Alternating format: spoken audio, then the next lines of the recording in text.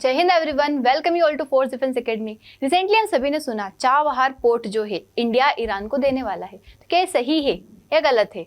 देखिए, रिसेंटली अभी क्या हो रहा है कि यूएसए काफी ज्यादा प्रेशर डाल रहा है इंडिया के ऊपर, या फिर बैकग्राउंड में डाल रहा है, डायरेक्टली इनडायरेक्टली कहीं ना कहीं कुछ तरीके से ऐसा हुआ है कि यूएसए जो है ट्राई कर रहा है कि चाबहार पोर्ट इंडिया से क्या कर ले, ले हटा दे, इंडिया के पास से छीन ले।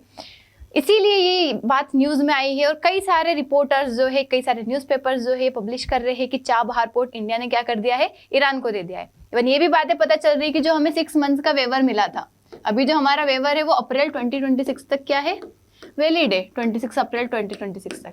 तो क्या मतलब कई सारी जगह क्या बातें चल रही है कि जो 6 महीने का वेवर लिया इंडिया ने, इसीलिए लिया था कि इंडिया जो है पूरी तरीके से तैयारी कर ले कि ईरान को क्या कर दे, पोर्ट दे दे। लेकिन ऐसा कुछ नहीं है। अभी जो है हमारे ऑफिशियल्स ने बताया है कि यहाँ पे बातें चल रही है, मतलब बातें करेंगे यूएस सेक्रेटरी के साथ, यूएसए से बातें करेंगे, नेगोशिएशंस करेंगे और वो ऑनगोइंग है। ऐसा कहीं नहीं है कि डायरेक्टली ये जो है पूरा पोर्ट इंडिया ने दे दिया है, डायरेक्टली मेंशन कहीं पे भी नहीं है, न ही ऑफिशियल की तरफ से ये आया है।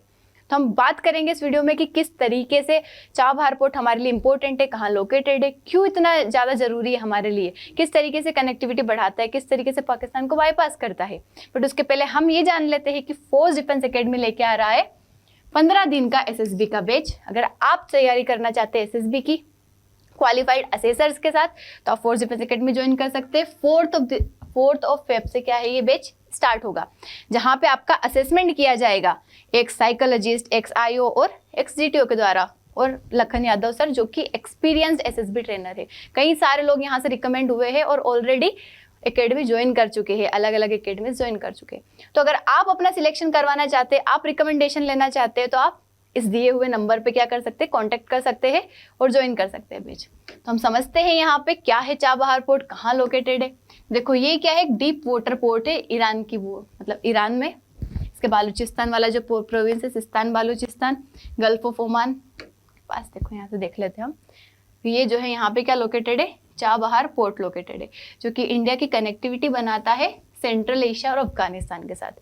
तो ये जो पोर्ट है, देखो अगर हमें यहाँ अफगानिस्तान तरफ जाना हो तो हम क्या करेंगे, पाकिस्तान से होके जाएंगे, ठीक है। लेकिन पाकिस्तान हमें अलाउ करेगा क्या? पाकिस्तान के साथ हमारे रिलेशन सही नहीं चलते, पाकिस्तान कभी अलाउ नहीं करेगा कि डायरेक्ट आप चले जाओ। तो इसलिए हमारे लिए जरूरत है कि अगर हमें यहाँ जाना है तो हमें इससे कनेक्टिविटी बनानी पड़ेगी, क्योंकि अफगानिस्तान में हमारा काफी इंटरेस्ट है और ईरान में भी हम देख सकते हैं। तो रीजनल कनेक्टिविटी के लिए क्या हो जाता है, काफी ज्यादा जरूरी हो जाता है। ये ऑफर करता है हमें direct access to Indian ocean without passing through strait of Hormuz. मतलब जनरली हमें स्ट्रेट ऑफ हॉर्मुज को पास करके जाना पड़ता है, बट यहाँ पे इसको बिना पास करे हम क्या कर देंगे, यहाँ तक चले जाएंगे आसानी से। ये की ट्रेड और कनेक्टिविटी हब है साउथ एशिया, सेंट्रल एशिया और उसके बियॉन्ड। देखो हमारे जो INSTC प्रोजेक्ट है उसके लिए भी काफी ज्यादा इंपॉर्टेंट है। क्यों ये हम मतलब इंडिया क्यों इन्वेस्ट कर रहा है, मतलब इतने मिलियंस में अगर पैसे इन्वेस्ट कर रखे तो उसके पीछे कुछ तो रीजन होगा। First one would be it would help us to bypass the Pakistan. India can reach Afghanistan और Central Asia without transit through the Pakistan. तो इसलिए जरूरी हो जाता है। सेकंड वन इज ये कनेक्ट करता है सेंट्रल एशिया पॉलिसी को, मतलब सपोर्ट करता है इंडिया का ट्रेड और डिप्लोमेटिक एंगेजमेंट किसके साथ, सेंट्रल एशियन स्टेट्स के साथ। उसके साथ ही काउंटर बैलेंस करता है चाइना के ग्वादार पोर्ट को।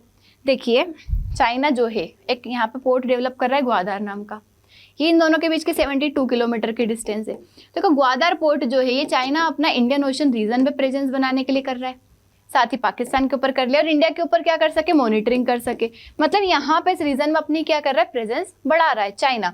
तो to counter the China, India has developed this Chabahar port in Iran so that it can easily make eye on China, और मतलब काउंटर कर सके उसे, इसलिए उसने बनाया है।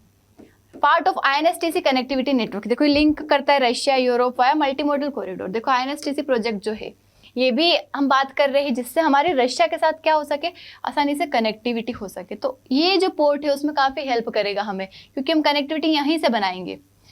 और अभी हमें क्या करना पड़ता है, स्वेज कैनाल से होके ट्रेड करना पड़ता है, जो कि काफी ज्यादा लंबा रूट हो जाता है। देखो ये, इससे अच्छा है कि हम छोटा सा रूट बनाए, टाइम कम लगेगा, पैसा कम लगेगा, लोग कम लगेंगे, एनर्जी कम लगेगी, सब कुछ कम लगेगा और हमारा ट्रेड आसानी से हो पाएगा जल्दी जल्दी।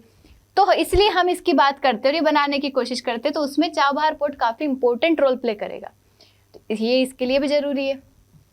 अगर हम इसकी हिस्ट्री देखें तो देखो 2003 में पहली बार ये प्रपोजल लाया था चाबहार पोर्ट का, कि हम चाबहार पोर्ट क्या करेंगे, बनाएंगे। इंडिया ने ऐसी बात करी थी।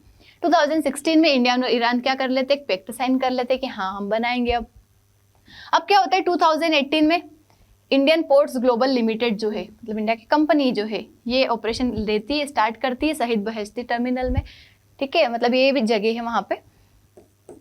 उसके बाद 2024 में इंडिया और ईरान साइन कर लेते, वापस आने वाले लंबे 10 साल का क्या कर लेते एग्रीमेंट कि हाँ आने वाले टाइम पे हम बनाएंगे। इवन 120 मिलियन इन्वेस्टमेंट भी ये यहाँ पे करते हैं हम।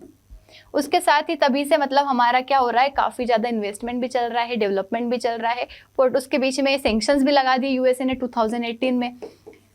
सेंक्शंस जब लगाता है यूएसए तो हम वहाँ से जैसे तैसे उससे बात करते हैं कि हमारा स्ट्रेटेजिक इंटरेस्ट है, हमारे लिए काफ़ी ज़्यादा ज़रूरी है चाबहार पोर्ट पे डेवलपमेंट, तो आप हमें थोड़ा क्या दे दो, वेवर दे दो।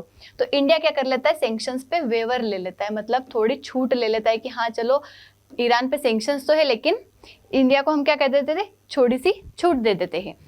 ऑयल के लिए तो मना कर दिया था कंप्लीटली। देखो हम पहले ऑयल भी परचेस करते थे ईरान से, लेकिन सैंक्शंस के बाद हमने बंद कर दिया, लेकिन चाबहार पोर्ट हमारे लिए जरूरी था।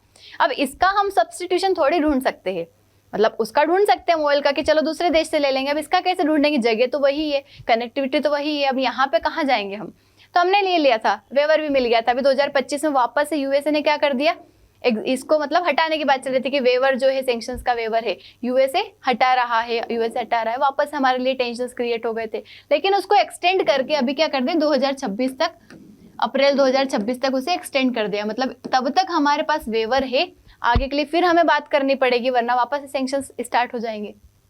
क्योंकि ये बैकग्राउंड के 2018 में यूएस ने सेंक्शन वेवर दिया under Iran freedom and counter proliferation act, जो कि इंडिया को मतलब अलाउ करता है कि चाबहार पे वो काम कर सकता है बिना यूएस की पेनल्टी के। फिर 2025 में वापस से हटा देता है सेंक्शन वेवर, ठीक है, 29 सितंबर के वहाँ पे बात होती है। फिर टेम्पररी रिलीफ मिल जाता है हमें 26 अप्रैल तक का। तो ये बातें यहाँ पे चल रही थी।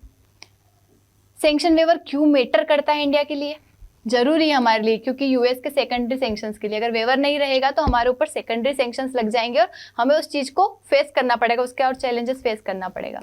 उसके बाद हमारी जो कनेक्टिविटी है, जो है वो जरूरी है, इंडिया की कनेक्टिविटी अफगानिस्तान से, सेंट्रल एशिया से। अगर ये नहीं होगा तो हमारे लिए काफ़ी प्रॉब्लम्स क्रिएट हो सकती है। उसके बाद इन्वेस्टमेंट जो है, ऑलरेडी इन्वेस्टमेंट इतना सारा कर चुका है इंडिया, तो इसलिए ज़रूरी है। और डिप्लोमेसी को मेंटेन करना कि जियोपॉलिटिक्स जो चल रहा है यूएस का, और साथ ही रीजनल स्ट्रेटेजी हमारी जो ईरान के साथ कनेक्टिविटी है, इकोनॉमिक इंटरेस्ट, इन सबको बचाने के लिए हमारे लिए ज़रूरी है कि हम चाबहार पोर्ट को बचाएं और वेवर मिले हमें। करंटली क्या हुआ है कि कंडीशनल वेवर जो है यूएस का एक्टिव है अभी 26 अप्रैल 26 तक 2026 तक, और ये नेगोशिएट कर रहे हैं कि आने वाले टाइम पे भी हम इसको एक्सटेंड करेंगे। मतलब यही कमिटेड है इंडिया, तो इसी चीज़ की बात कर रहा है। बट अभी तक कोई फाइनल टर्मिनेशन नहीं हुआ है वेवर का कि वेवर पूरी तरीके से खत्म हो गया है, लेकिन अनसर्टेनिटी जो है, मतलब ये हर जगह जियोपॉलिटिकल टेंशन में चलती रहती है। अनसर्टेनिटी, हमें नहीं पता आने वाले टाइम पे क्या होगा। देखो इंडिया यूएस नेगोशिएशंस हम कोशिश कर रहे हैं कि अप्रैल से भी आगे हम बढ़ाएं।